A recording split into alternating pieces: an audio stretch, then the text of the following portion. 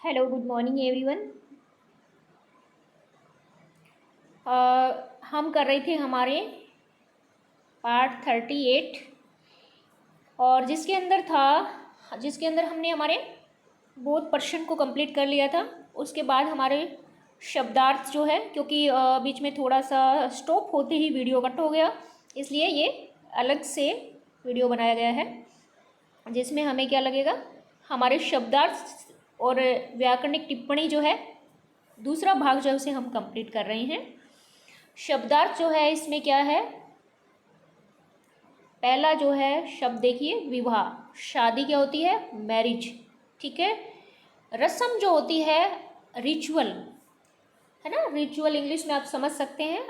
हर एक कल्चर होती है, बंगाल, मुस्लिम, हिंदू, और फिर आप जैसे साउथ में जाएंगे तो दक्षिण, अलग अलग एरिया की अलग अलग रस्में होती है, उसके हिसाब से शादियाँ होती है, अन्य प्रोग्राम होते हैं। उपहार मैंने पहले बताया था, गिफ्ट होता है जिसे प्रेजेंट भी बोल सकते हैं। यादगार होता है मेमोरेबल कोई भी चीज़, है ना, यादगार मतलब हम किसी को गिफ्ट देते हैं तो दैट इज़ मेमोरेबल उपहार, है ना। ढोलक होता है, डम डम बजने का एक ड्रम होता है जो माता जी के प्रोग्राम में अभी नवरात्रा में बहुत देखने को मिलेगा। लहंगा चुनरी जो होती है शादी में सब लोग महिलाएं पहनती है, जिसे पार्टी वियर फॉर फीमेल कहते हैं। पार्टी वियर नहीं है, पार्टी वियरिंग होगा, that is not a wear, wear is a verb होता है। ये यहाँ वर्ब, अगर वर्ब को यूज किया जाता है तो उसके साथ में गाइज कोई भी वर्ब हो उसके साथ में टू लगा के हम उसे कंप्लीट करते हैं, तो डायरेक्ट जो है इसमें आईएनजी लगेगा, ध्यान से देख लो। Party wearing for female. कार्यक्रम होते हैं हमारे प्रोग्राम। दूल्हा दुल्हन होते हैं, bride groom and bride.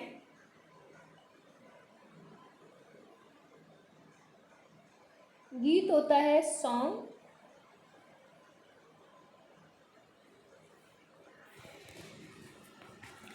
Sherwani जो होती है ये फिर जो है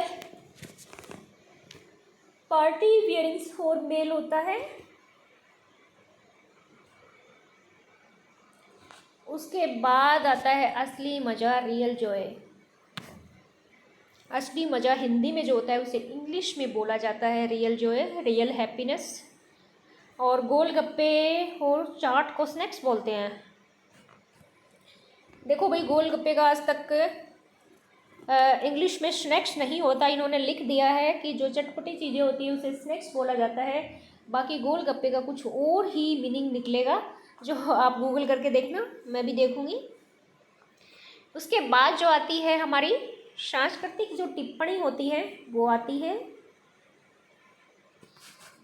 इसमें क्या होगा, सांस्कृतिक टिप्पणी के अंदर हम वो ही शब्दों का प्रयोग डिटेल से बताते हैं, जिसमें क्या होता है, हमारी रिचुअल, हमारी रस्में, हमारी कल्चर से संबंधित कुछ शब्द अगर पाठ में दिए होते हैं तो उनको दर्शाने के लिए ये शब्द दिया गया है।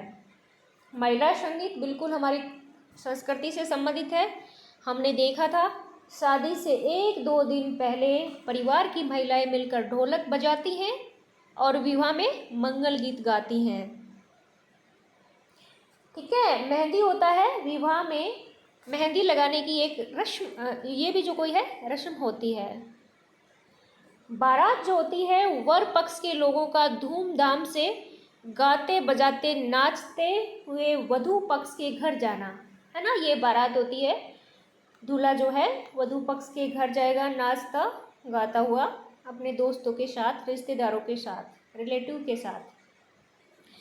घुड़चढ़ी होता है दूल्हे का घोड़ी पर चढ़ना, घोड़ी पर बैठना। चढ़ना और बैठना एक ही चीज़ होता है। द्वारचार, देखो मैं कह रही थी ना द्वारचार कोई होटल की चीज़ है, ये मैंने नहीं सुना हमारी कल्चर में भाई द्वारचार। इसमें देखो क्या है, शुभ मंत्रों के उच्चारण के साथ वधू पक्ष के लोगों द्वारा द्वार पर बारात और दूल्हे का स्वागत करना। हाँ, स्वागत तो करते हैं पर द्वारचार तो नहीं बोलते हमारे, हम डायरेक्ट उसे स्वागत ही बोलते हैं। पर चलो ये होता होगा शुभ मंत्रों के साथ और दूल्हे का स्वागत किया जाता है। फेरे जो होती है विवाह की एक रस्म होती है, इसमें दूल्हा दुल्हन अग्नि के चारों ओर चक्कर लगाते हैं, है ना। सबके होता होगा ये, तो हर एक कल्चर में होता होगा, दूल्हा दुल्हन अग्नि के चारों ओर चक्कर लगाते हैं। जूता छिपाई जो है, फेरे फेरे जो है ये गलत लिखा हुआ, देखो फेरे जो है ना इसके ऊपर एक बिंदी आएगी, है ना। फेरे फेरे होते हैं, फेरे नहीं होते। जूता छिपाई जो होती है, फेरों के समय दुल्हन की सभी बहनें मिलकर दूल्हे दूल्हे जो है दूल्हे के ऊपर भी है पे बिंदी आएगी, ठीक है। दूल्हे का जूता छिपा देती है और दूल्हे से पैसे लेकर ही जूता वापस देती है। ये हमने देखा है, हमारे बोध प्रश्न में भी आया है। विदाई जो है, विवाह की सभी रस्में पूरी होने के बाद दुल्हन ससुराल के लिए विदा होती है। It's okay. मुंह दिखाई जो होती है, जैसे ही दुल्हन ससुराल में पहुंच जाती है तो वहाँ की महिलाएं उसका चेहरा मुंह देखने के लिए आती है। मतलब आजकल जो है एजुकेटेड फैमिली के अंदर क्या होता है, हमारे भी हमने देखा कि मुंह ढका हुआ ही नहीं होता, दुल्हन का दुपट्टा जो होता है वो ओपन ही होता है, तो हम कहेंगे कि मुंह दिखाई क्या। पर फिर भी क्या होता है, ये रस्में है कि लोग जो होते हैं ना आसपास के या हमारे रिलेटिव्स होते हैं, वो दुल्हन को एज ए गिफ्ट के रूप में कुछ पैसे या कुछ चीज़ें सोने की चांदी की या कोई भी चीज़ देके जाते हैं, जिसे मुंह दिखाई ही बोला जाता है। दुल्हन के ससुराल में परिवार के लोग और सभी रिश्तेदार दुल्हन से व्यक्तिगत रूप से मिलकर उसका स्वागत करते हैं और उसे आशीर्वाद उपहार देते हैं, ठीक है। खाने पीने की मिठाइयाँ, बर्फ़ी, रसगुल्ला, पेड़ा, नमकीन, गोलगप्पे, चाट, टिक्की, भेलपुड़ी, ये सब देखो, ये खाने पीने की चीज़ें बताया इन्होंने। व्याकरणिक टिप्पणी जो है, इसमें एक चीज़ और दी हुई है जिसे हम देखते हैं कि जा और चल हिंदी की दो अलग अलग क्रियाएं हैं।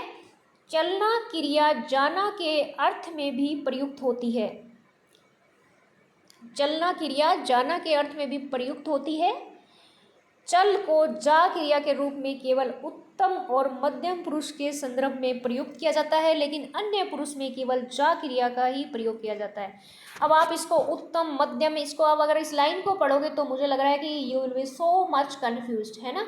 तो हम इसे देसी अंदाज में इसको समझते हैं कि मैंने आपको इंग्लिश में समझाया था, क्योंकि हिंदी में आप मतलब थोड़ा टफ लगेगा।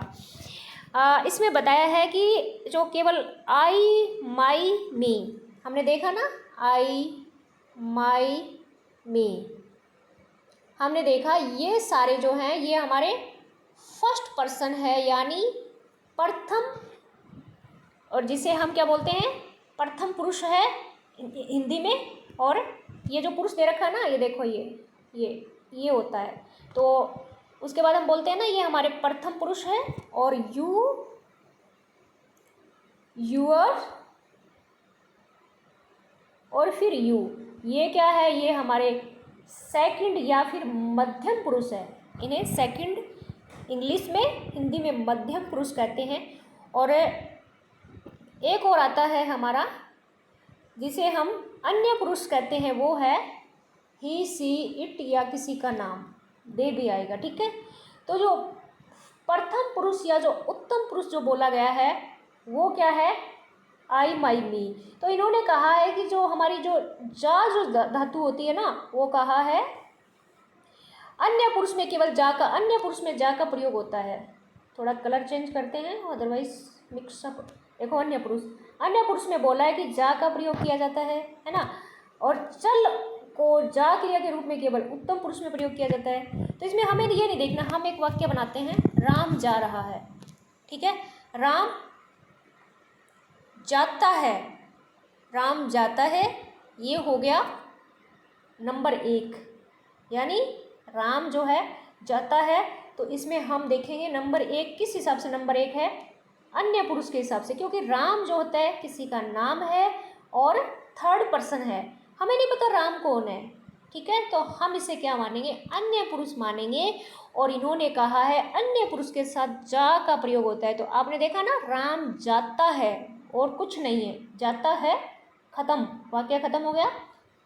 तो अन्य पुरुष में हमने देख लिया अन्य पुरुष राम है, और हमें नहीं पता राम कौन है, इसलिए हम इसे अन्य पुरुष बोलेंगे। अन्य पुरुष के अंदर वह या वे और किसी का नाम आएगा, ठीक है। वह जाता है तो भी अन्य पुरुष है, वे जाते हैं तो भी अन्य पुरुष है, राम जाता है तो भी अन्य पुरुष है, ठीक है। और फिर बोला है, इसको क्लियर कर देते हैं, फिर बोला है कि चल को जा क्रिया के रूप में केवल उत्तम और मध्यम पुरुष के संदर्भ में प्रयोग किया जाता है। चल को जा को केवल, अब देखो हम बोलेंगे कि मैं जाता हूँ, है ना, मैं जाता हूँ, मैं चलता हूँ। इसको देखो, मैं चलता हूँ ना, तो ये कह रहा है कि चलना जो होता है ना, मैं चल रहा हूँ, हम चल रहे हैं, मुझे चलना है। तो ये कह रहा है ये जो वाक्य हैं, इस तरह के वाक्य जो होते हैं जा के रूप में भी प्रयोग किए जा सकते हैं। कैसे किए जा सकते हैं? आप इसी वाक्य को जा लगा के बनाइए। मैं जाता हूँ, है ना, वह जाता है, नहीं वह नहीं, वे जाते हैं, वे तो फिर अन्य पुरुष आ गए। हाँ, मैं जाता हूँ, मुझे जाना है, मैं जाता हूँ, मुझे जाना है, हमें जाना है। इस टाइप से जो है हम इसे उत्तम और मध्यम पुरुष के रूप में प्रयोग कर सकते हैं।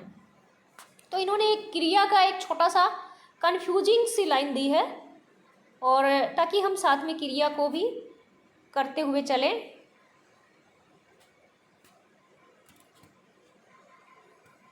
जैसे अब मैं चलता हूँ, ये सब वाक्य जो मैंने अपनी मर्जी से बता दिए, इन्होंने यहाँ लिखे हैं, आप देख लेना। अब व्युत्पन्न शब्द क्या होते हैं? व्युत्पन्न का अर्थ ही होता है कि उत्पत्ति होना, यानी एक शब्द से हम कोई दूसरा शब्द जो निकाल लें। जैसे ससुर होता है ना, ससुर क्या होता है?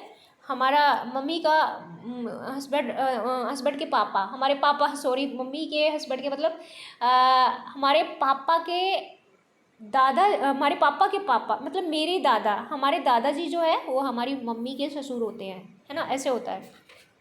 तो ससुर जो होता है हमारे, उसे बोलते हैं, आपको नहीं, बंगाल में नहीं पता किसे बोलते हैं, पर हमारे जो होते हैं हमारे पापा के, यानी हमारे जो दादाजी होते हैं वो हमारी मदर के जो है वो ससुर लगते हैं।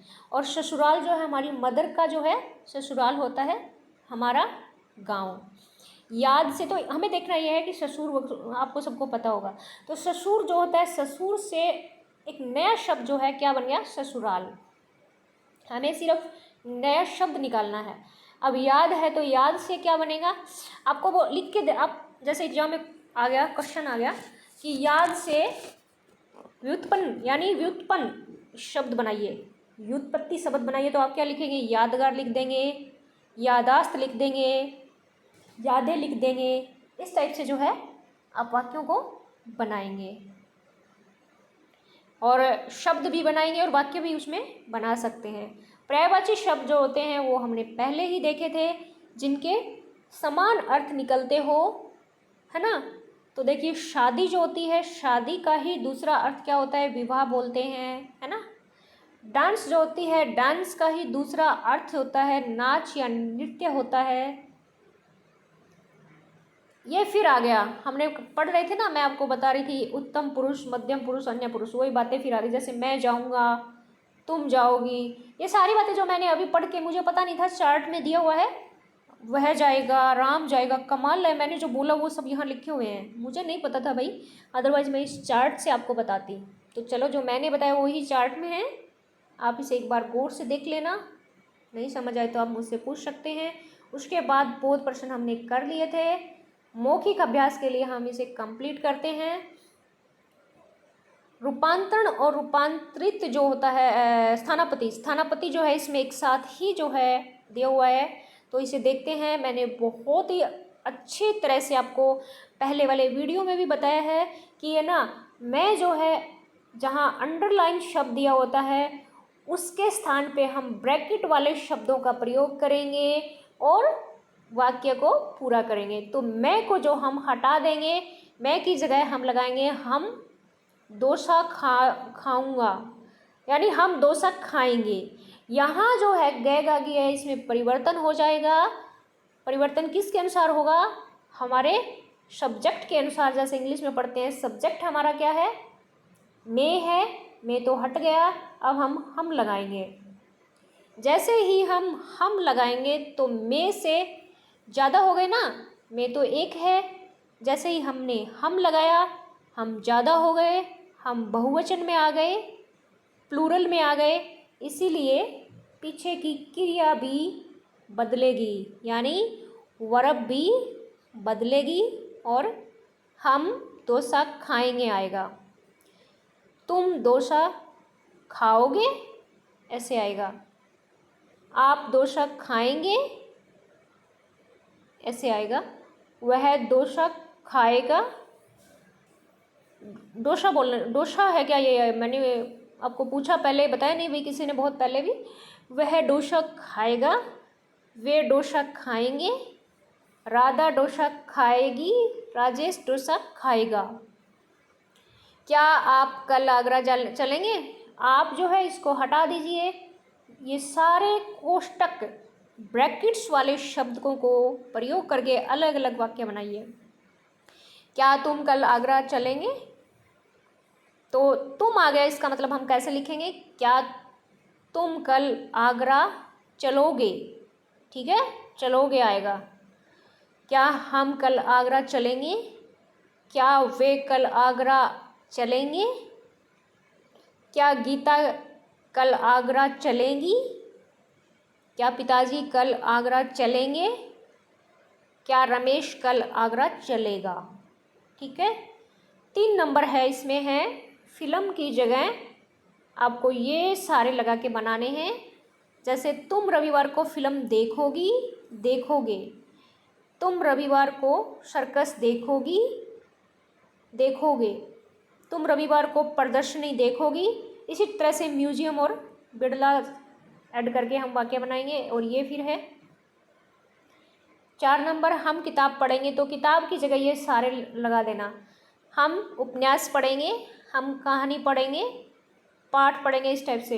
5 नंबर देखो, आप लोग बैठक में नहीं आएंगे, तो हम लोग बैठक में नहीं आएंगे, वे बैठक में नहीं आएंगे, श्रीमती मेनन बैठक में नहीं आएगी।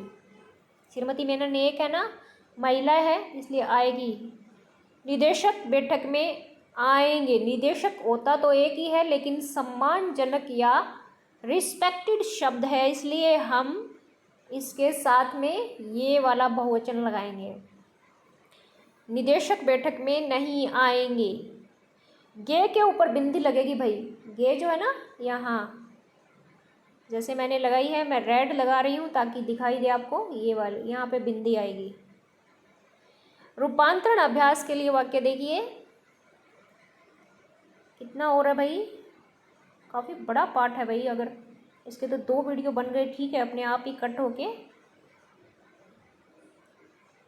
अब कट नहीं हो जाए, प्रॉब्लम हो जाएगा। अब देखिए, रूपांतरण अभ्यास के लिए हमें वाक्य दिए हुए हैं। इसमें है मैं बात करना चाहूँगा, मैं बात करूँगा। तो देखो गा तो है, लेकिन मैं बात करना चाहूँगा किस में बदला? मैं बात करूँगा। तो आप चाय पीना चाहेंगे, ये किस में बदलेगा? मैं चाय पीऊँगा।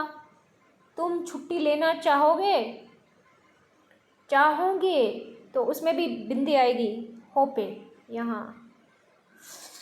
तुम छुट्टी लेना चाहोगे, तुम छुट्टी लोगे। ठीक है, श्रीदास जाना चाहेंगे, श्रीदास जाएंगे। 4 नंबर है माताजी फ़ोन करना चाहेगी, माताजी फ़ोन करेगी। 5 नंबर है हम काम करना चाहेंगे, हम काम करेंगे। नमूना ये सेम ही इसी तरह का है। मैं ज़रूर आऊँगा, शायद मैं आऊँ। अब इसमें शायद जोड़ दिया और आऊँ लगा दिया, तो इसी तरह से हमें ये वाले वाक्य कंप्लीट करने हैं। तो 1 नंबर देखिए, हम यह काम ज़रूर पूरा करेंगे, शायद हम यह काम पूरा करें। ठीक है, कैसे लिखेंगे? शायद हम यह काम पूरा करें, ये हटा देंगे, है ना। मैं छुट्टी ज़रूर लूँगी, शायद मैं छुट्टी लूँ, ये हटा देंगे। ठीक है, क्यों हटाएंगे? क्योंकि इस वाक्य में ये जो है तो जैसे ही हम बनाया तो ये हटा दिया। इसी तरह से हमें ये सब वाक्य पूरे करने हैं नमूना के अनुसार। निदेशक महोदय दौरे पर जरूर जाएगी, निदेशक महोदय, शायद निदेशक महोदया दौरे पर जाएं। ठीक है, घी हट जाएगा। श्रीनिवासन और रमेश हिंदी जरूर सीखेंगे, शायद श्रीनिवासन और, शायद के बाद कोमा लगेगा भाई, ये शायद है ना, इसके बाद कोमा लगेगा, यहाँ लिखोगे ना सब में भी कोमा लगाना। शायद निदेशक महोदय दौरे पर जरूर जाएं और श्रीनिवासन और रमेश हिंदी जरूर सीखें, शायद श्रीनिवासन और रमेश हिंदी जरूर सीखें, ये हट जाएगा। 5 नंबर है वह किताब जरूर खरीदेगा, शायद वह किताब खरीदेगा, शायद वह किताब खरीदे। ठीक है, शायद वह किताब खरीदे। आगे संवाद दिया हुआ है, संवाद को छोड़ दीजिए। फिर वापस से रूपांतरित शब्द दिए हुए हैं जिसमें क्या लिखा है? गीता जी क्या आप मेले में जाना चाहेगी? जो बोल्ड और अंडरलाइन शब्द दिए हुए हैं, गीता जी दिया हुआ है, वहाँ पे आपको दिनेश, दीपक और ये सारे लिखने हैं और वाक्य को पूरा करना है। तो आप बनाना, एक बना के बताती हूँ। दिनेश जी, दिनेश साहब, ठीक है, दिनेश साहब क्या आप मेले में जाना चाहें? देखो यहाँ बदल देना, यहाँ जाए चाहेगी नहीं, क्योंकि दिनेश जो है वो मेल है, फीमेल नहीं है, इसीलिए हम यहाँ लिखेंगे दिनेश साहब क्या आप मेले में, मेले जो है यहाँ भी बिंदी आएगी ऊपर ले पे। बहुत मिस्टेक है पुस्तक में, ध्यान से आप सही करते रहना जैसा बताया जा रहा है। तो दिनेश साहब फिर कोमा क्या आप मेले में जाना चाहेंगे, चाहेंगे। दीपक सेम आएगा, नरेश भी जाना चाहेंगे और श्रीमती नीना जो है उसमें चाहेगी, लास्ट में आ जाएगा। 2 नंबर देखिए, क्या आप कल मुझसे मिलेंगे? तो क्या वर्मा जी कल मुझसे मिलेंगे, क्या हिंदी अध्यापक मुझसे मिलेंगे, इस टाइप से ये बनाने हैं। 3 नंबर देखिए, वे जर्मन सीखेंगे, हम जर्मन सीखेंगे, आप जर्मन सीखेंगे, ये सेम ही आएगा। कोई ये वाक्य जो है ना इसमें ये हम आप लगा देना और बाकी पीछे कोई परिवर्तन नहीं होगा। रूपांतरण अभ्यास के एक बार फिर से हमें वाक्य दिखाई दिए हैं। रूपांतरण का मतलब होता है कि जो पहला वाक्य है उसके अनुसार दूसरा वाक्य हमने बनाया तो कुछ परिवर्तन किया है, उसके रूप में कुछ परिवर्तन किया है, उसी रूप परिवर्तन को देखकर आपको ये सारे नीचे दिए गए वाक्यों को बनाना है। तो पहला वाक्य देखिए क्या है और उसमें क्या परिवर्तन हमें नज़र आ रहा है। राजधानी एक्सप्रेस 2 घंटे देर से आ रही है, तो नीचे वाला वाक्य क्या बनाया? राजधानी एक्सप्रेस 2 घंटे से आएगी। कुछ नहीं बनाया इन्होंने, सिर्फ पहला वाला वाक्य जो है वो हमारा, आप अगर ध्यान से देखेंगे तो इंग्लिश में जल्दी समझ आएगा। तो देखिए प्रजेंट कॉन्टिन्यूस वाक्य है, प्रजेंट कंटिन्यू यानी आ रहा है, रही है ना। He is going, I am coming, ये प्रजेंट कॉन्टिन्यूस के वाक्य है। इसे हिंदी में जो है बदलने के लिए इन्होंने फ्यूचर टेंस का प्रयोग गी लगा दिया। तो हमें क्या करना पड़ेगा, हमारा जो लगातार जो प्रेजेंट था ना उसको आगे में फ्यूचर में बदला है, भविष्य में बदला है। तो उसी तरह से हम इन वाक्य को देखो सारे प्रेजेंट के कॉन्टिन्यूस के हैं और हम इसे फ्यूचर में, भविष्य में बदलेंगे।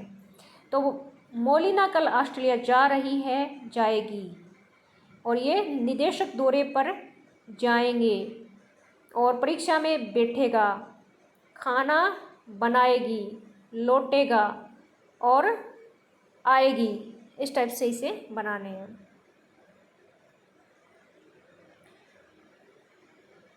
प्रश्नोत्तर क्या आ गए भाई?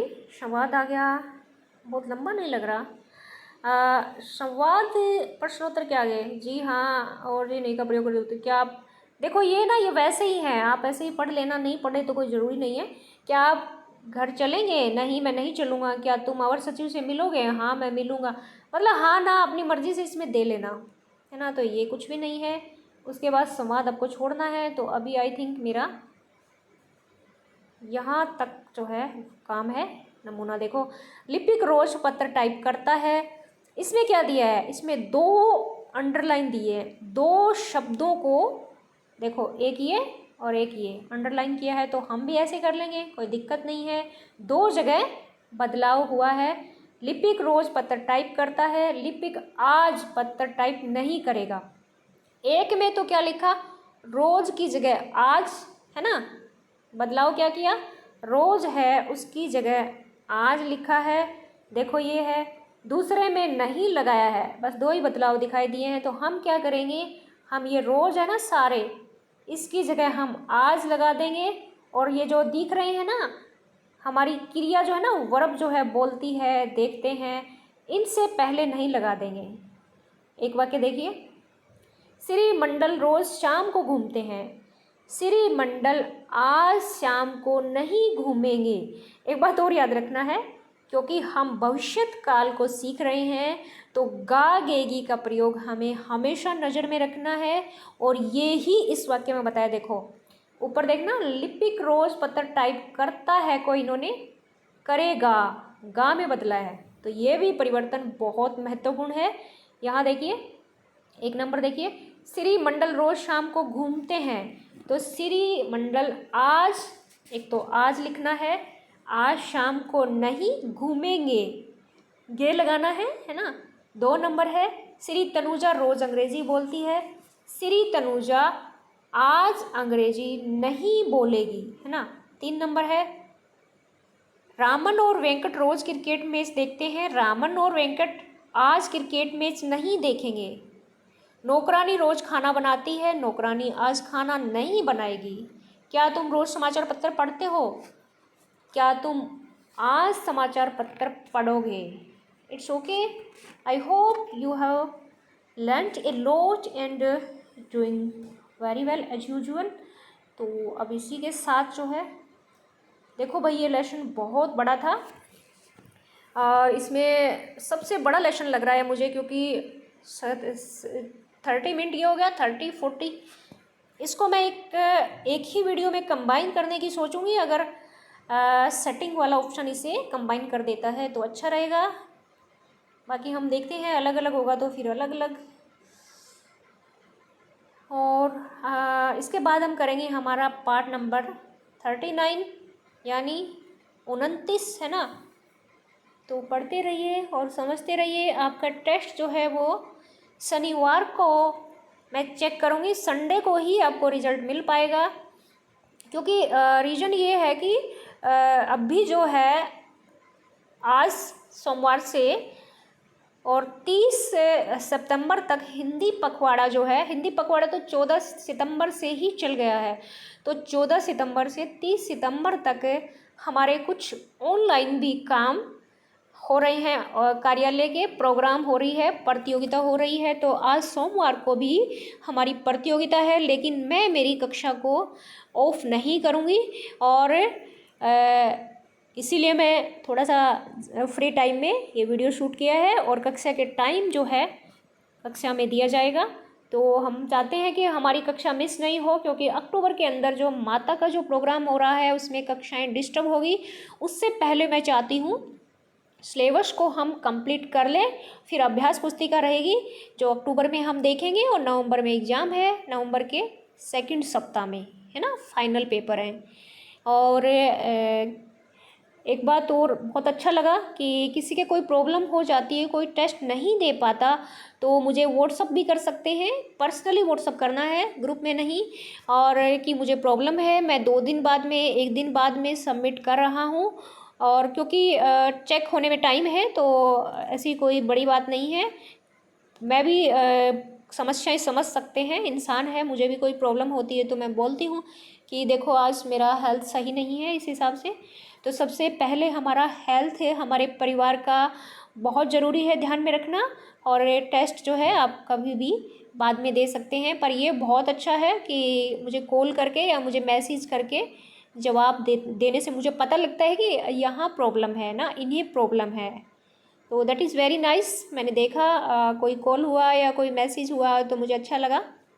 अदरवाइज़ मुझे यही होता, क्योंकि मैं नोट डाउन करती तो मैं उसमें ए लिख देती लिस्ट में, और उसके बाद लगता कि इन्होंने टाइम पे सबमिट नहीं किया, तो उनके नंबर होते हैं उसमें भी मैं थोड़ा सा कोशिश करती कि ये नहीं करती कि हाँ इन्होंने अच्छा एफर्ट्स किया है, कि लगता कि टाइम के पाबंदी तो है ही नहीं, जब मर्जी तब सबमिट कर दिया, थोड़ा सा ये होता है। बाकी अच्छा है, अच्छा एफर्ट सब बहुत अच्छे हुए। अभी तक मेरे सामने मैंने 3-4 पेपर्स जो है ऐसे चेक नहीं किए, मतलब जैसे ही कल टेस्ट दिया तो उसी टाइम मेरे पास पेपर्स आ गए हैं जिनके उत्तर मैंने उसी टाइम चेक कर दिए।